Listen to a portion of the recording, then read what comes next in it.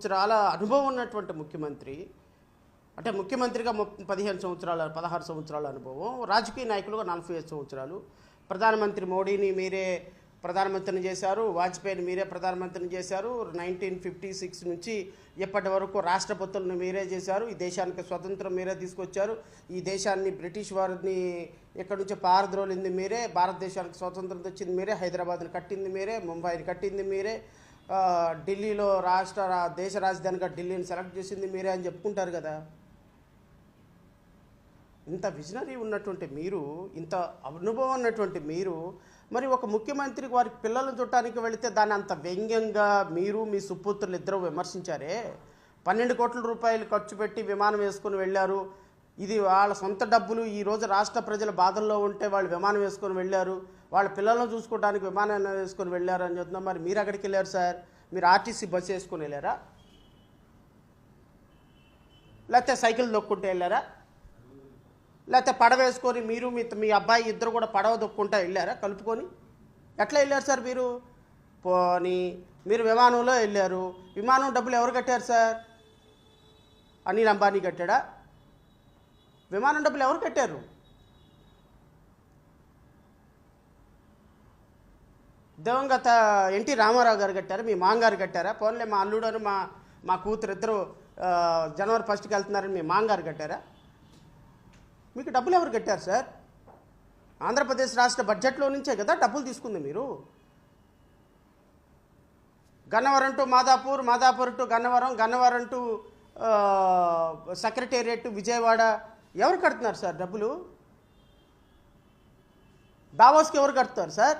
సింగపూర్కి ఎవరు కడుతున్నారు సార్? సింగపూర్కి, దావోస్కి, ఇప్పుడు మీరు వెళ్ళినటువంటి పర్సనల్ టూర్కి డబ్బులు ఎవరు కట్టారు? మీరు విమానాల్లో వెళ్ళారా? లేకపోతే అక్కడ పార్కింగ్ ఛార్జెస్ ఉండవా? లేకపోతే మీరు వచ్చేంత వరకు మీరున్న 3 రోజుల వరకు గాల్లోనే చక్కర్లు కొడతా ఉంటుందా పార్కింగ్ చేయకుండా? విమానం గాల్లోనే చక్కర్లు కొడతా ఉంటుందా? మీరు వచ్చేంత వరకు మళ్ళీ విమానం పార్కింగ్ ఛార్జెస్ ఎక్కువైపోతాయేమో అని చెప్పడానికి. మరి మీరు మాత్రం ప్రపంచానికి ఏ రూమ్లో ఉన్నారు, ఎక్కడున్నారు, ఏ హోటల్లో ఉన్నారు, ఎవరితో ఉన్నారు, ఎక్కడున్నారు ఎవరికి చెప్పరా?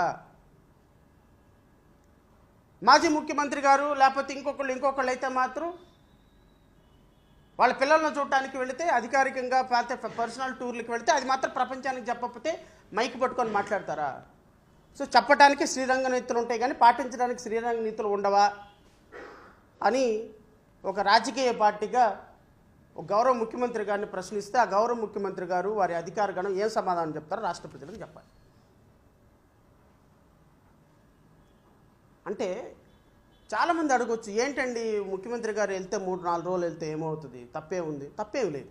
అబ్సల్యూట్లీ ఒక ముఖ్యమంత్రి గారు ఎక్కడికైనా సరే వెళ్ళేసి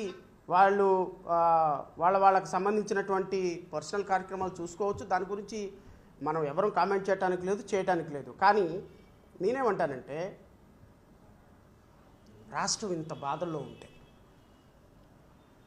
రాష్ట్రంలో యువత ఇంత కష్టాల్లో ఉంటే, 164 సీట్లు మీకు ప్రజలు అధికారం ఇచ్చి, ఎందుకు అధికారం ఇచ్చారో తెలుసా సార్?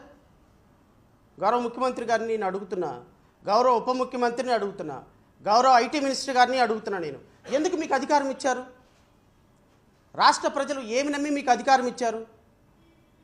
164 సీట్లతోటి భారతదేశంలోనే ఏ రాష్ట్ర ప్రభుత్వానికి రానంత మెజారిటీని మీకు ఎందుకు ఇచ్చారు రాష్ట్ర ప్రజలు?